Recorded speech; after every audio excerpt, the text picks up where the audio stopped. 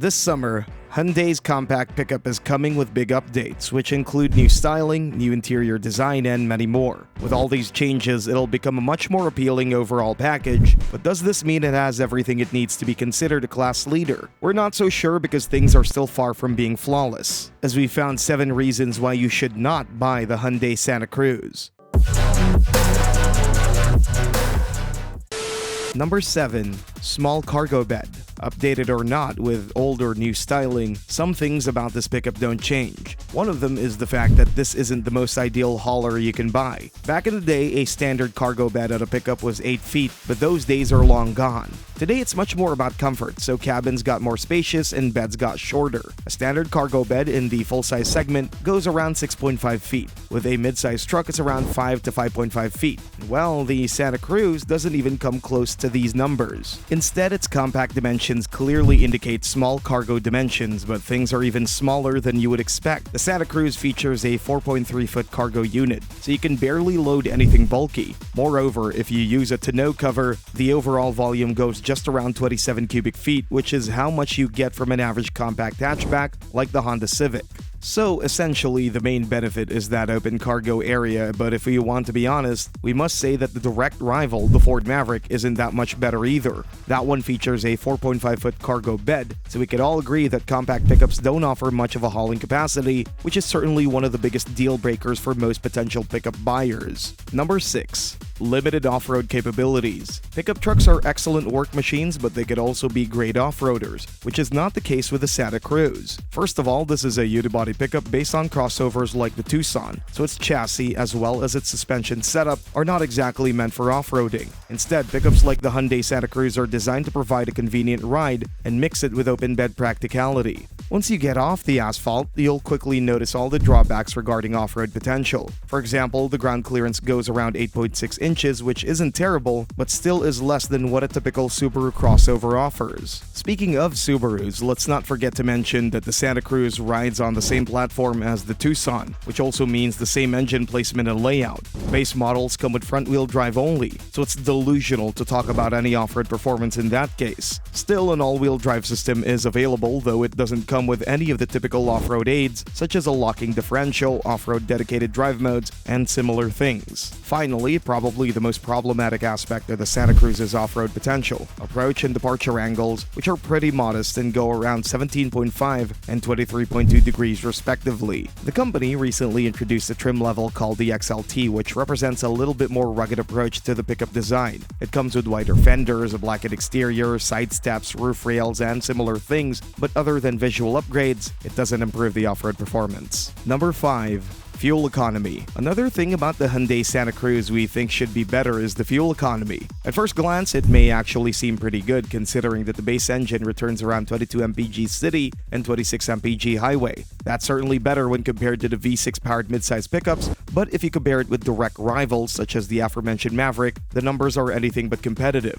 Because once you add all-wheel drive, ratings drop by 1 mpg. The turbocharged version is a little bit better on the highway, but you can still achieve 19 mpg city and 27 mpg highway at best. Meanwhile, the Maverick impresses with its hybrid powertrain. Many pickup buyers are ready to sacrifice the lack of an all-wheel drive version just to get that fuel economy never seen before in the pickup segment. That model returns 42 mpg in the city and 33 mpg on the highway, but that's not all. The Maverick also comes with a Turbo 4 engine, and even that model offers better fuel economy than both Santa Cruz engines, with around 22 mpg in the city and 29 mpg on the highway. Then let's take a quick look at mid-size body-on-frame pickups. Although bigger, heavier, and way more capable, these pickups could also be pretty efficient in some variants. For example, Toyota recently introduced a hybrid version of the super popular Tacoma, and it is expected to offer around 24 mpg combined fuel economy, which is pretty much on par with the Santa Cruz. Number 4. Poor rearward visibility. You may be a fan of the Hyundai Santa Cruz's front-end design or not, but you can't deny that the overall design looks pretty attractive. If you look at conventional pickups, they look way boxier with upright panels and pretty massive glass surfaces. Things like that have a highly positive impact on the overall visibility, so even unibody pickups like the Maverick and the midsize Honda Ridgeline to mimic genuine body-on-frame pickups. Well, Hyundai designers didn't have much aspirations when they were designing the Santa Cruz. Instead, they brought a pretty sleek design with lots of sharp lines and pretty narrow glass surfaces. That definitely has a great impact on the overall appearance, but the smaller the glass surface, the poorer the visibility. Then there's that massive C-pillar at the end of the cabin, which just makes things even worse.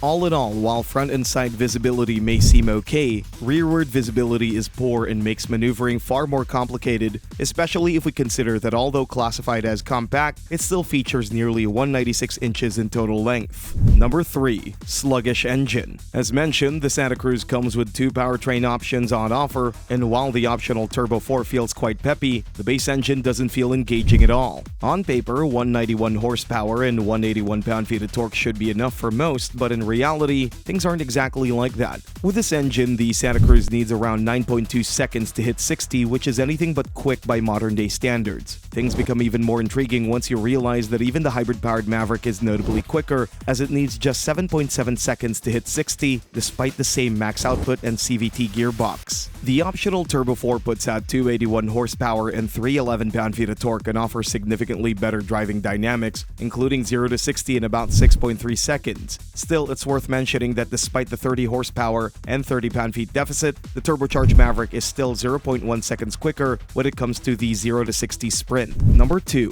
Limited towing capacity. The Hyundai Santa Cruz features a max towing capacity of 5,000 pounds, which isn't all that bad. After all, it's better than the Maverick and on par with the Ridgeline.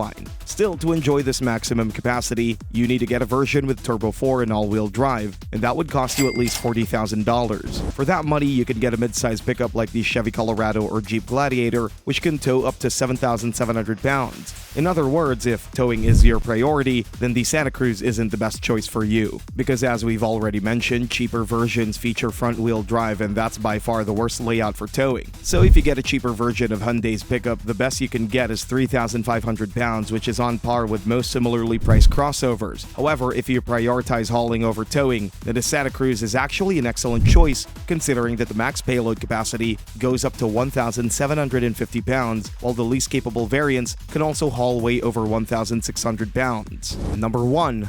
Price. Although a compact pickup, the Santa Cruz is not a cheap vehicle to buy. It starts at around $28,250, and when compared to its direct rival, the Ford Maverick, which starts at $25,000, it may not seem like a significant gap at first. But once you check the specs, you'll know what we're talking about, because for the base price of the Hyundai Santa Cruz, you do get a well-equipped pickup, but on the other hand, you get a model with an underwhelming naturally aspirated inline 4. In the case of the Maverick, the base model includes a pretty capable 2-liter Turbo 4 with 250 horsepower and 280 pound-feet of torque. That's a significant difference performance-wise, and what you'll think now, okay, but the Santa Cruz is also available with a Turbo 4. It can't be too expensive. Well, the problem is that this powertrain is reserved for higher trim levels only, so the cheapest you can go to get this one is nearly $40,000. In our humble opinion, that's too much for a compact pickup. That's not all. The Maverick is also available with a hybrid powertrain, and it costs just $1,500 extra. In other words, for just $26,500, you could get a pickup with by far the best fuel economy in the pickup universe, which goes around 42 mpg in the city and 33 mpg on the highway.